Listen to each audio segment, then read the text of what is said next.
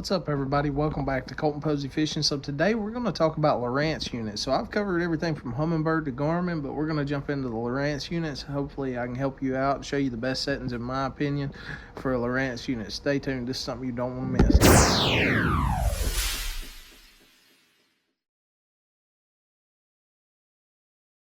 Alright, everybody, so welcome back. So the Lowrance units that I'm running on this boat, they are the Elite FS9s, okay?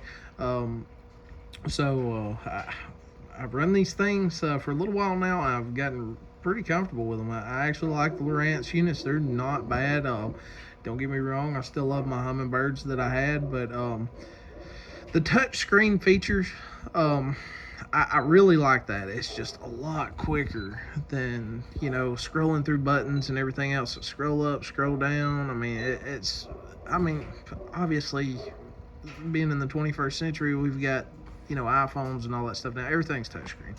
So this just feels more comfortable to me. So let's talk about the settings that I run. The first thing I would do is go to settings, go to system, go to boat settings, and then type in whatever size your boat is. Obviously I'm in simulator mode, so that's the reason all this is on here, but I'm going to walk through everything with you. But basically, that's on a Lowrance unit, that's all that I do. I basically just set that up, and the rest of the stuff, it's not complicated or anything. Set up your boat settings, like whatever size your boat is 16 foot, 17, 18, whatever. And then this is your main screen, obviously. So we're gonna go to chart. The chart is a little different than Humminbird and stuff. The settings are kind of similar, but the way that the only thing I missed about my Humminbird was water level offset. So my Lowrance unit, you can't offset the water level. So when I was up at Smith Lake, it was like 13, 14 foot low.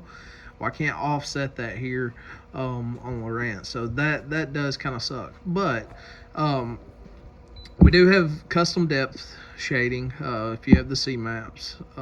So that's always good. So first thing with the shading, typically what I do is my deeper waters, you can obviously delete this, but I prefer the outside of where I'm going to run and stuff.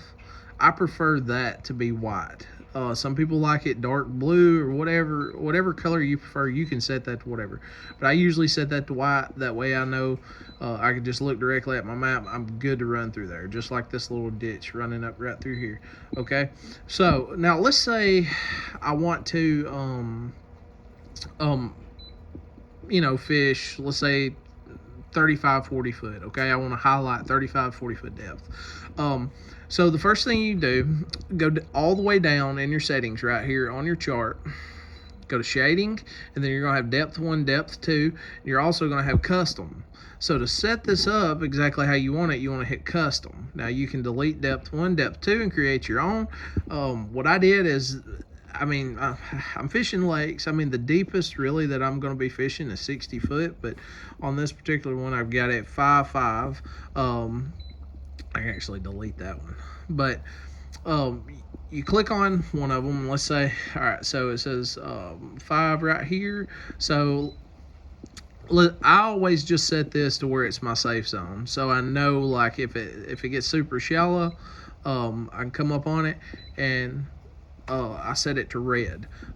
So you'll see it in just a second. See, so I set it to red. So what this means is whenever I highlight this, the depth, and I go back to my chart, the 5 foot, anything that's 5 foot, 5 foot to 0 foot is going to highlight red. That way I can be safe while I'm driving or while I'm trolling or whatever, so I don't really have to worry about running into anything. Now, you can set, like, since I'm running white in my deeper waters, you can set like your 10 foot mark where it's white. And what'll happen, like I'm fishing, let's say I'm fishing 35-40 foot. So let's go back. All right, hit depth 1. Now my 35-40 foot is highlighted. Oops. My 35-40 foot is highlighted. So now I know exactly where to fish, basically. And then if you see back here, all my red is highlighted, so I ain't really got to worry about running into that. So that's really it on your maps. Another cool thing that I did not know about until I started messing around with Lowrance. Let's say I want a bigger picture on my screen. Come over here to an empty spot, swipe over just like that, and bam, you've got a full screen. So anybody that didn't know that, I promise you, you're going to be glad you know that now. All right. So let's move on to sonar. So let's go to 2D sonar. Now, in my opinion, Lowrance has got some of the best 2D sonar. I didn't, like I said, this is only my second time running Lowrance. But they've really come a long way since I've run them. I will say that. I know a lot of people like them, a lot of people don't. But in my personal preference, it doesn't really matter. As long as I know how to use it, then I can use it. So, all right. So now, if you're going to be bass fishing, the first thing you want to do is go to mode, and you're going to have general, shallow, fresh, deep, slow troll, fast troll, blah, blah, blah, blah, blah. All right. Now, the first thing I always do is set it to shallow, because you're going to be fishing more than likely 60 foot or above. So that's considered shallow. But on the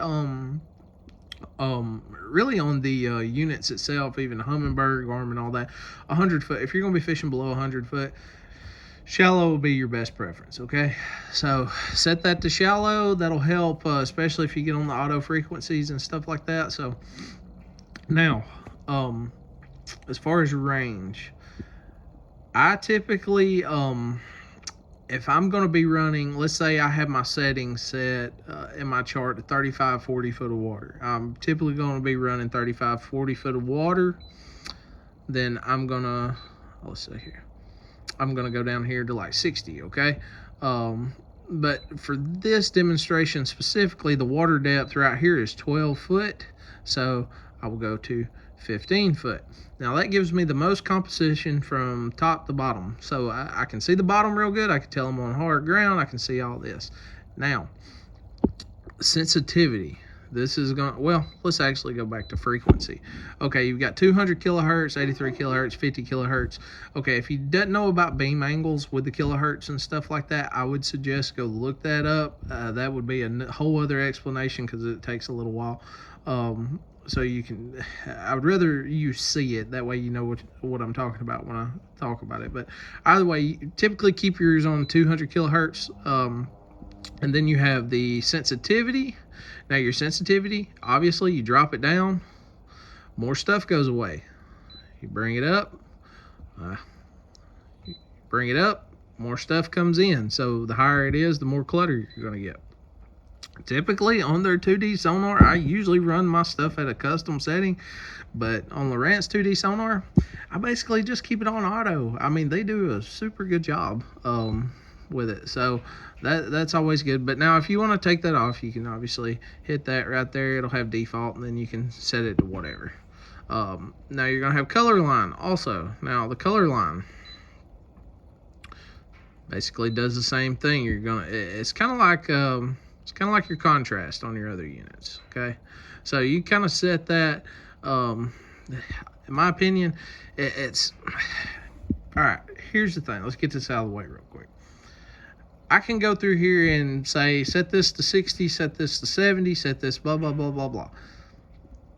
Every situation is different, okay? So if you're on a muddy lake, your settings are going to be different than when you're on a clear lake, okay? Same thing with a highland reservoir, river, stuff like that. I mean, the water clarity determines on what you're going to set it on. The best thing you do, and a lot of people hate this because it's not just quick, fast, and easy like we're all used to, but you have to sit on your tail and get on the water and learn how to use this stuff. And when I say learn how to use it, play with it. Just mess with it a little bit.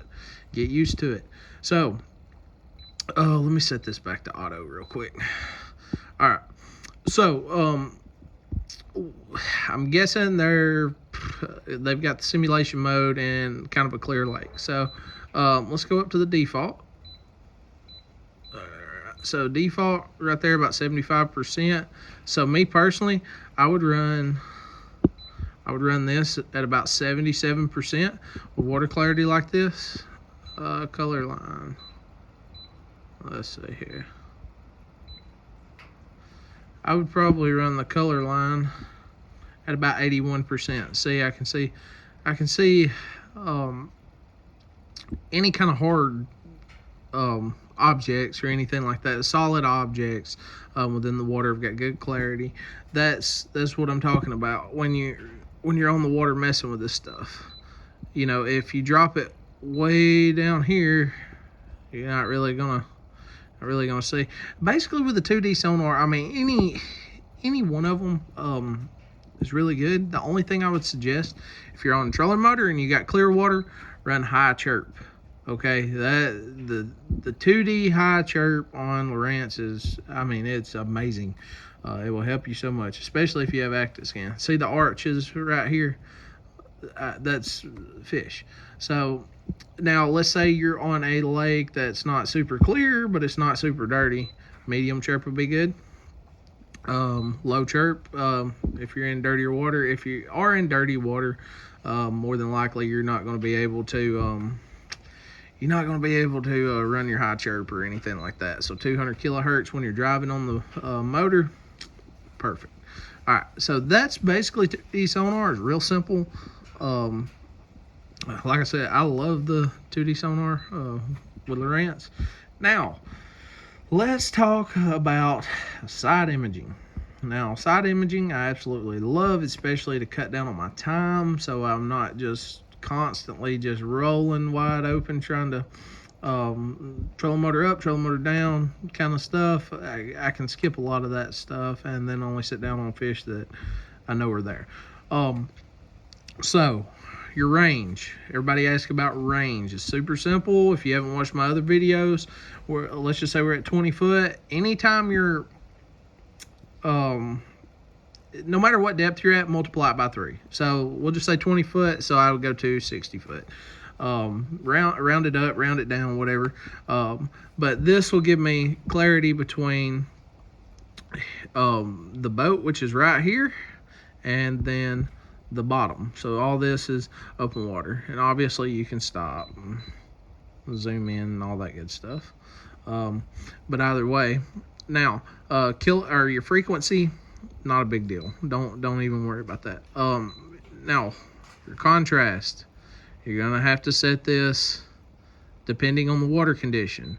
Typically, if it's just not super clear, or a super clear lake, or one that's just a little stained, it's not muddy or anything like that, it's kind of got like a green tint or something like that to it.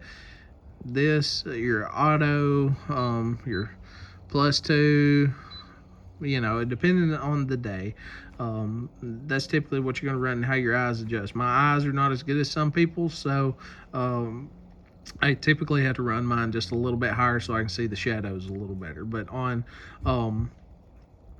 side imaging or anything like that, that's what you're looking at. This is what a lot of people get confused on.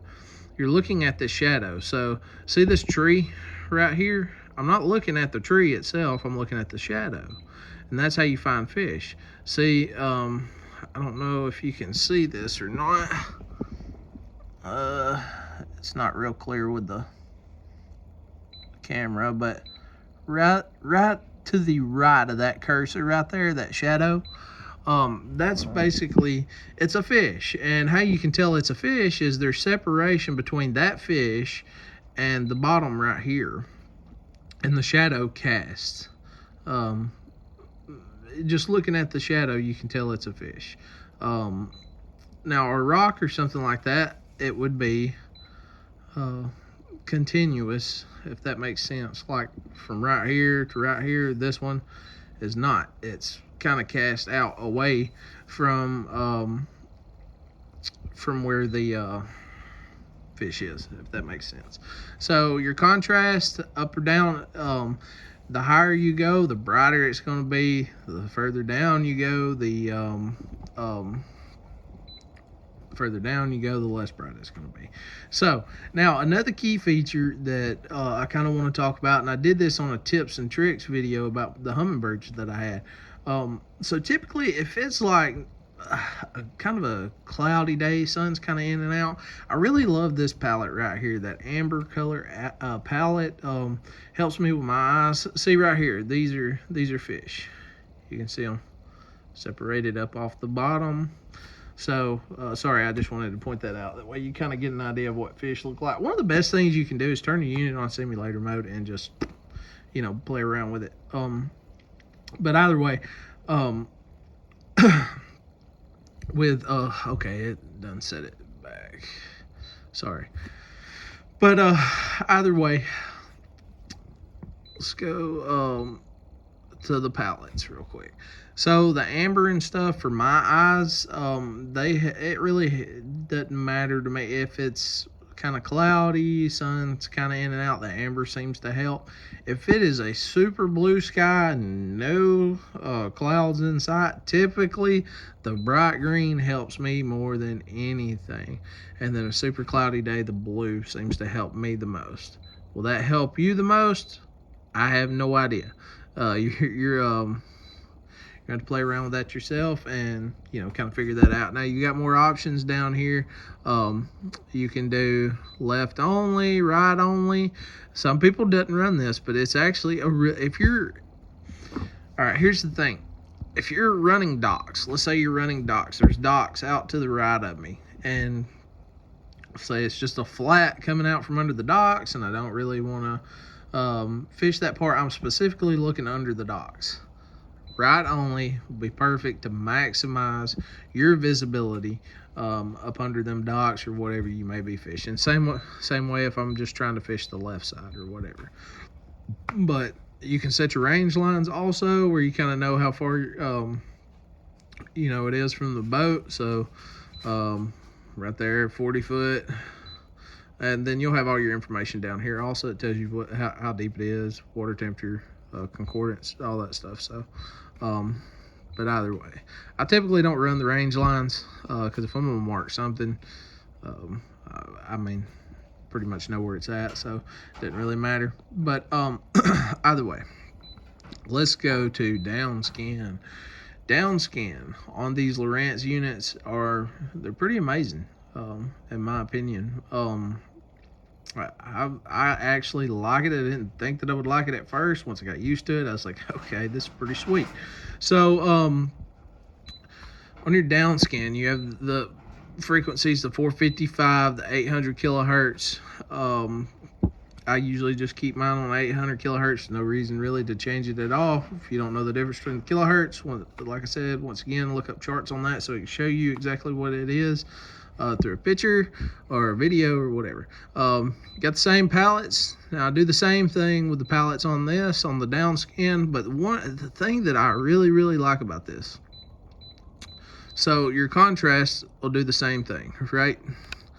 The higher you go, the more stuff it's going to reveal. So like if I go up to the top, I've got clutter everywhere. If I keep it on, let's just say auto, let's see here, 71%. So I'm guessing this is a pretty, you know, clean lake or whatever. They've got the simulator mode on, or 71% is pretty good. I can really kind of, let's see here, bump it up a hair. No, too bright. See how the bottom and stuff got super bright on me? So yeah, about 70%. I can really see the bottom and the stuff that I'm looking at. Now, you have the fish reveal options. This is the stuff that's really neat to me. So the fish reveal, right? So the further I go down with this, the less that it reveals. The higher I go up, the more it reveals. So this is like bait and stuff like that. This is some fish with some bait around it and all that. I really find that super neat. But see, you can, when you go down like this, you can it kind of highlights the bigger stuff. Like those are probably, I don't know, some kind of big stripe maybe or something like that. But like just those steep arches with the color line and stuff, you can really bring that contrast and tell what you're really looking at, and it kind of helps reveal the size of the fish, which is amazing to me. But all those little dots and stuff like that, it's kind of like the unit showing you like, hey, this is something, if that makes sense. Now, one of the biggest things is too, when you come down here to fish reveal options, you've got surface clarity. Set your surface clarity. If it's not clear, like, or if it is clear, hit high. If it's kind of medium. If it's not clear at all, low. Okay, so that'll help optimize this settings and stuff. So you've also, wrong button. You can turn the fish reveal on and off. I actually like it. I like it a lot. It really helps. It really helps me, in my opinion, especially when I'm looking specifically at something. Let's see here. So another thing is too, like I said, if you want to maximize your screen, you can slide that over, obviously. So I mean, that's pretty much it on the down scan. You're all of it's all pretty similar. Your contrast and stuff, the higher you go, the brighter it's going to be, so the more stuff it's going to show up. Fish reveal, the sensitivity, the higher it goes up, the more stuff's going to pop up. The further it goes down, the less stuff. Okay, so once you understand what bass look like on your unit, you can set your sensitivity to those fish specifically, and then a lot of that stuff, a lot of that clutter that you see is going to come out, and then bam, you're going to start seeing more stuff a lot quicker. It just helps cut that down. Color line, same thing. That little yellow spot inside the fish, you can blow it up where it'll be super bright. You turn it down where there ain't nothing there. You just got to keep messing with it and figure out, based on the water conditions that you're specifically fishing that day, what's going to be the best. So guys, that's really it. Your live site and your active target and all that stuff, it's basically the same settings. So don't get confused on it. Like I said, your frequencies and stuff like that, me personally, I don't mess with any of that. Some people may, some people don't. I don't see that much of a difference with it unless I'm in shallow water. But if I'm in shallow water, I'm typically got the trolling motor down.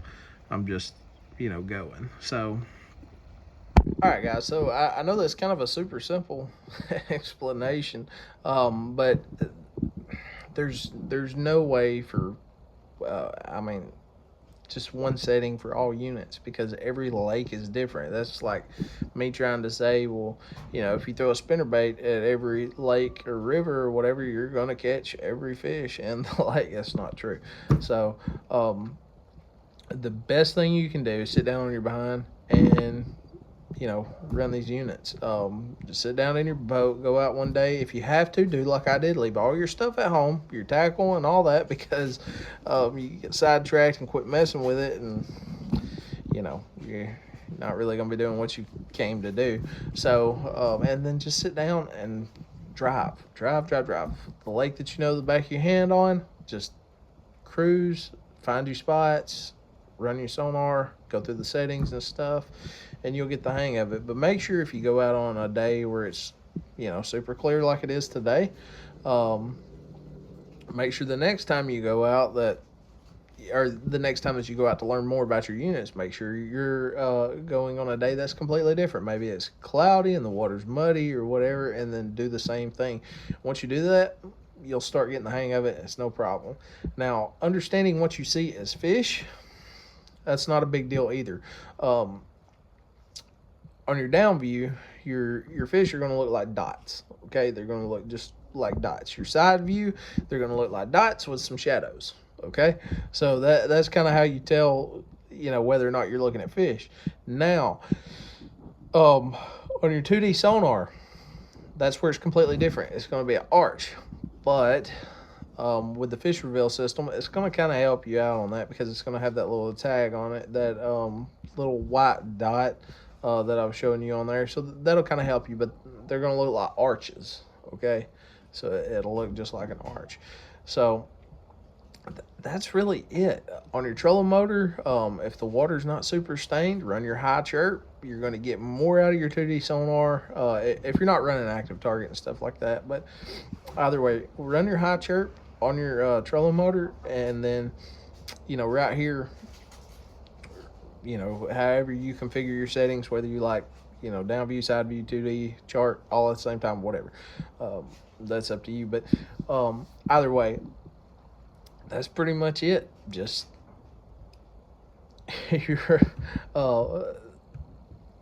sit down, learn it to the best of your abilities, and it's really going to help you. Somebody told me this one time, and it made a lot of sense. You're only going to be as good as your help. So make sure you're getting out there messing with your stuff, because sometimes in these videos and stuff like that I do and a lot of other people do, stuff just slips your mind that people may ask. So it's not just a one all be all kind of thing. So either way, I hope that helps somebody. Don't forget to like and subscribe for more content. It really helps me out. Share the videos. I appreciate it, guys. We'll see you next time.